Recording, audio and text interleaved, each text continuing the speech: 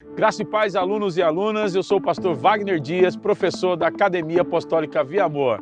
Roda a vinheta!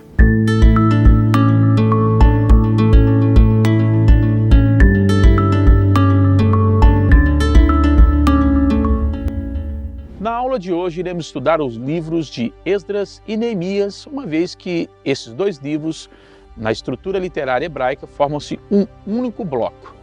O bloco que diz respeito ao retorno do povo que, como estudamos, estava no cativeiro babilônico. Esse cativeiro irá durar 70 anos. E agora a profecia de Isaías, somado com a de Jeremias, darão conta de que o momento tão sonhado, o fim do cativeiro, irá se iniciar. E o retorno dos israelitas para a sua própria pátria se dá em 3 fases. A primeira, em 538 a.C., quando Ciro, o persa, vai emitir o decreto de liberdade para os judeus reconstruírem em Jerusalém o seu templo, a casa do Senhor, através da liderança de Zorobabel e tendo como sumo sacerdócio o grande Josué. Em 458 a.C., é a segunda etapa, outro grupo vai voltar agora sob a liderança do escriba Esdras, da qual a gente dá o nome do livro, para reconstruir também a casa do Senhor, uma vez que essa casa ficou parada por um período muito longo. Por fim, em 445, Neemias, o grande vizir, alguns consideram como o copeiro de alto escalão dentro do paço real babilônico, o alto funcionário da corte persa, também recebendo a permissão para reconstruir os muros da cidade, vai ter então o regresso autorizado. Esdras, que é um escriba, que é aqueles que detêm a arte da escrita, de registrar cada pormenor da história, ele, no caso, como é versado nas escrituras hebraicas, zeloso, vai se dedicar à tarefa de ensinar a lei ao povo. Ele foi o primeiro sofer, ou a palavra sofer significa o primeiro escriba, que significa aquele que detém a arte de capturar pela escrita os acontecimentos, principalmente os religiosos. O autor de Esdras e Neemias, que formam um só volume, como eu acabei de dizer, na obra do Antigo Testamento hebraico, tem por seu escritor, no caso, alguém desconhecido. A tradição hebraica, rabínica, dá a Esdras a pena dessa obra literária fantástica que vai registrar todos os pormenores do retorno do cativeiro hebreu, como eu disse, em 3 fases. Ele mesmo, no caso, faz questão de registrar isso e alguns versículos que deixam claro que ele esteve como testemunha ocular de todos esses eventos. O tema do livro de Esdras e Neemias, obviamente, é a reconstrução do templo. O livro registra como Deus cumpriu as promessas feitas aos profetas, pelos profetas, através deles, ao fazer regressar o seu povo. 70 anos depois, as profecias que diziam respeito ao retorno estão se cumprindo. Relata a restauração material, moral e também religiosa da nação depois do cativeiro. A fidelidade de Deus é contrastada com a infidelidade do povo. Pouco tempo depois de terem regressado à sua própria pátria, no caso, cercado de várias promessas divinas, o povo deixou de influenciar os inimigos, ou os inimigos começaram a influenciá-los e interrompem temporariamente a reconstrução do templo sagrado da casa de Deus. Para animar o povo, então, Deus levanta 2 profetas, Ageu e Zacarias, que estarão ali vaticinando que a glória da segunda casa será maior que a primeira. Muito embora a simplicidade desta casa, por conta do fator deles estarem em cativeiro, serem homens que vieram de uma situação de pobreza, agora estão diante de um quadro de dificuldade. E o profeta é levantado para dizer que a glória desta última casa será maior que a da primeira. Ou seja, Deus não está nas paredes, nem tampouco no luxo que havia nos templos salomônicos, lá no idos anos de Salomão, onde vivia o apogeu da riqueza hebreia. Mas Deus está em sua presença, inundando um lugar para o recomeço, e a glória daquela casa ela iria resplandecer de forma notória, né?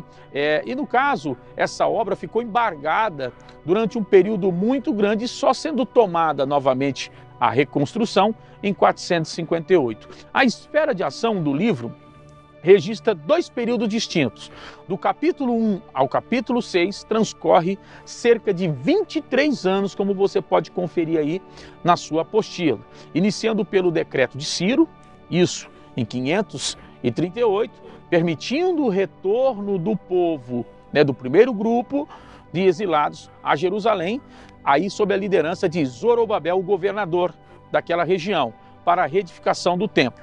Há um outro intervalo de quase 60 anos entre os fatos narrados no capítulo 6 e no capítulo 7, que aí se culmina em 60 anos depois, com 458, outro grupo de exilados chegando, agora sob a liderança de Esdras, o escriba, que a gente acabou de estudar no início, falando inclusive daquele que dá nome ao livro, né?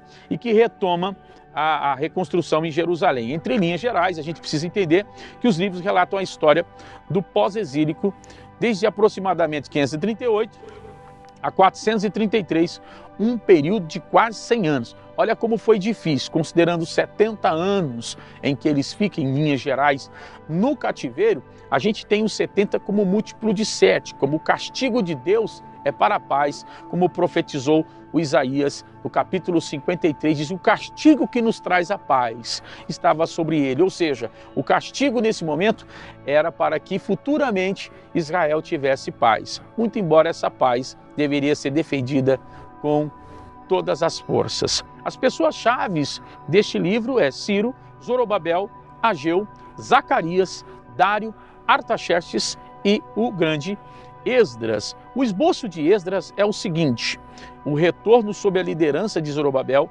Ciro proclama o retorno de Israel, o povo se prepara para o retorno, houve uma grande preparação, o levantamento do censo, e obviamente aqueles que distinguiam-se por suas tribos, tá certo? Os nomes, a numeração dos primeiros que voltaram, ofertas voluntárias dos que retornaram. O processo da reconstrução do templo, a reconstrução do altar e o começo do sacrifício, os alicerces são colocados em meio a choro e louvor. Os inimigos estão tentando desencorajar o projeto do templo. Bislão e seus companheiros que se queixam a Artaxerxes. Artaxerxes ordena a interrupção da obra. Tetenai tenta para a construção do templo. Dário assegura a Tetenai que o projeto é legal, ou seja, a legalidade do projeto, a conclusão e dedicação do templo, celebração do Pêssego, da Páscoa, o retorno sob a liderança de Esdras. Esdras parte da Babilônia com outro grupo de exilados, está chegando um novo momento do livro. Artaxerxes escreve uma carta de apoio a Esdras.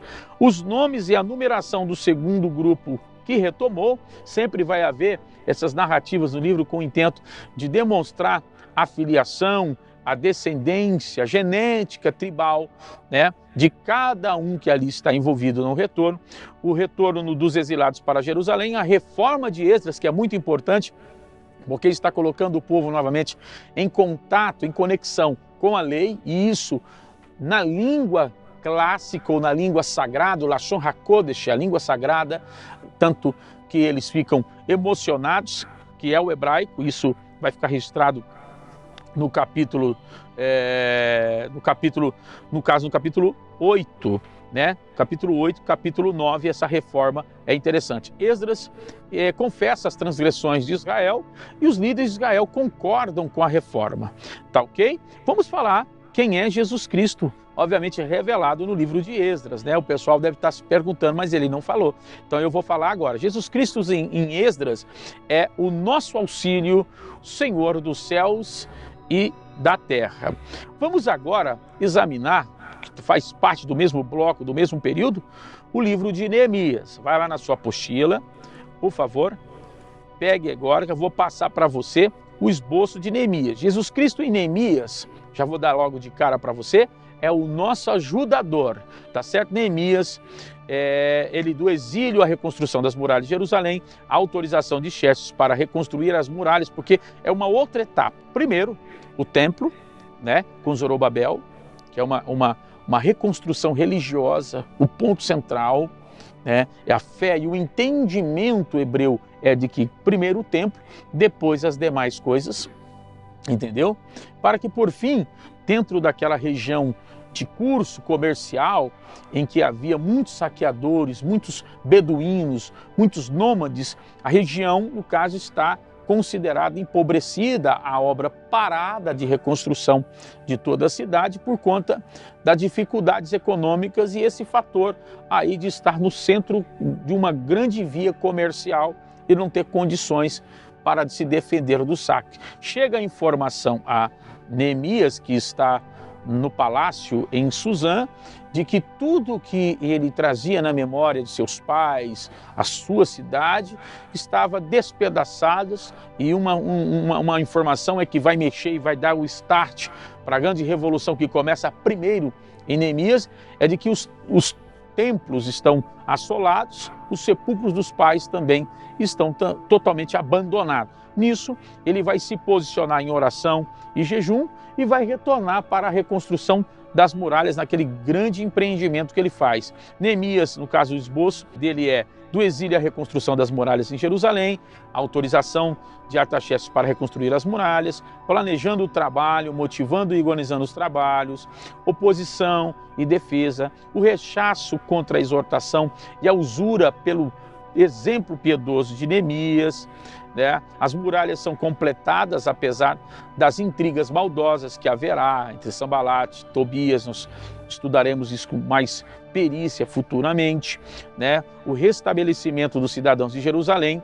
Esdras e Neemias trabalham juntos para estabelecer o povo, lendo a Bíblia, tá certo? A celebração da festa dos tabernáculos, e assim considera-se o esboço do livro de Neemias. Confissão do pecado pessoal e coletivo, compromisso de guardar a lei e manter o templo, o verdadeiro arrependimento produz justificação, censo de Jerusalém e vilas vizinhas, dedicação das muralhas e provisão para as finanças do templo, e por fim, o segundo período de governo de Neemias, incluindo as reformas posteriores e uma oração final.